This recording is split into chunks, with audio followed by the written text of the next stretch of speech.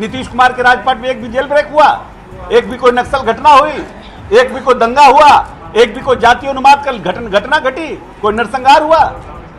जिनके राजपाट में सब कुछ ठीक चल रहा है उनके बारे में क्राइम बुलेटिन जारी कर रहे हैं। अब इनको कोई काम ही नहीं है बैठ के बुलेटिन जारी करना है, तो क्या करें? नमस्कार, आप देख रहे हैं न्यूज़ फॉर नेशन। मैं आपके साथ तबजीत सिंह। नेता प्रतिपक्ष तेजस्वी यादव लगातार बिहार में बढ़ते अपराध को लेकर क्राइम बुलेटिन जारी कर रहे हैं और साफ तौर पर कहते हुए जा रहे हैं कि जो मुख्यमंत्री नीतीश कुमार के इर्द गिर्द चमचे बेलचे हैं वो ट्रांसफर पोस्टिंग कर रहे हैं। इसी के कारण जो अपराधी हैं वो बढ़ रहे हैं और जो सत्ता संरक्षित अपराधी हैं जो बिहार में अपराध कर रहे हैं, जिसको लेकर बिहार सरकार के मंत्री अशोक चौधरी है जो खूब भड़कते हुए नजर आ रहे हैं। तेजस्वी यादव के लिए क्या कुछ कर रहे हैं? प्लस उनकी बात वही ट्रांसफर पोस्टिंग वाला भी काम करते हैं, उनसे कुछ काम हो नहीं रहा, थक गए हैं, रिटायरमेंट ले लेना चाहिए, इस तरीके की बात उन्होंने कल भी। हाँ, रिटायरमेंट देके इन्हीं लोगों को करा देना चाहिए कि ये लोग फिर से रंगदारी और अपराधी सब कराने लगे। चलिए ठीक है। सर, श्यामगंज में जो ज्वाइन किया है, सत्ता संरक्षित अपराधी घटनाएं हो रही है। एक भी सत्ता संरक्षित अपराधी का नाम लें, एक भी सत्ता संरक्षित अपराधी का नाम लें।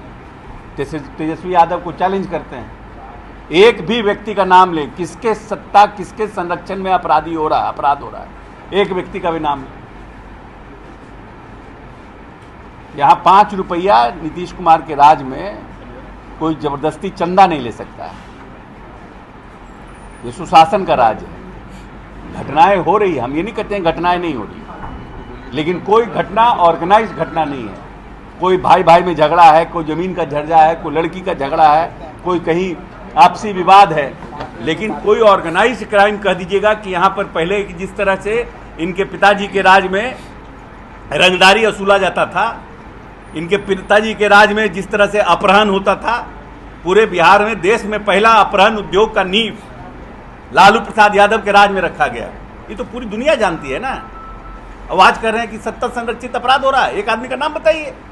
ऐसे कुछ ट्वीट कर दीजिएगा, टीम रखे हुए हैं, वो ट्वीट मार दिए भोरे भोरे, क्योंकि लीडर ऑफ द अपोजिशन है तो अखबार उठा लेता है, मीडिया उठा लेता है। इसका कोई मतलब नहीं है ना भाई। वो जो क्राइम बुलेटिन जारी कर रहे हैं, वही करे ना। क्राइम बुलेटिन कौन जारी कर रहा है?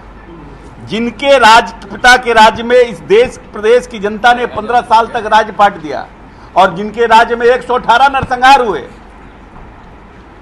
118 नरसंहार।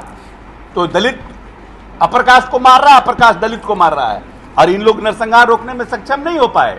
2 जेल ब्रेक हुआ, जहानाबाद और नवादा इनके राजपाट में हुआ। नीतीश कुमार के राजपाट में एक भी जेल ब्रेक हुआ, एक भी कोई नक्सल घटना हुई, एक भी कोई दंगा हुआ, एक भी कोई जातीय उन्माद का घटना घटी, कोई नरसंहार हुआ?